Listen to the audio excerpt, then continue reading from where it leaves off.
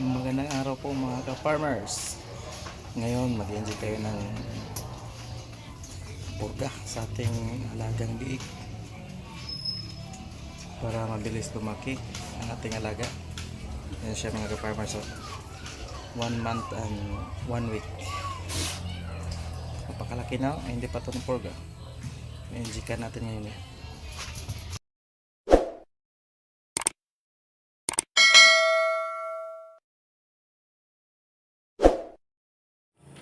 Hello mga ka-farmer.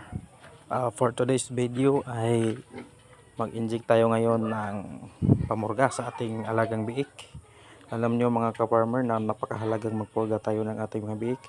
Itong aking pupurgahin nga biik is nasa 1 month and 1 weeks pa lang ito. Pupurgahin natin ito gamit ang ivermectin. Sa pagpurga pala mga ka-farmer ay dapat monthly tayo nagtuturok ng purga para sa ating mga patining para palaging ma-deworm ang kanilang katawan at saka madaling bumilog ang ilang katawan.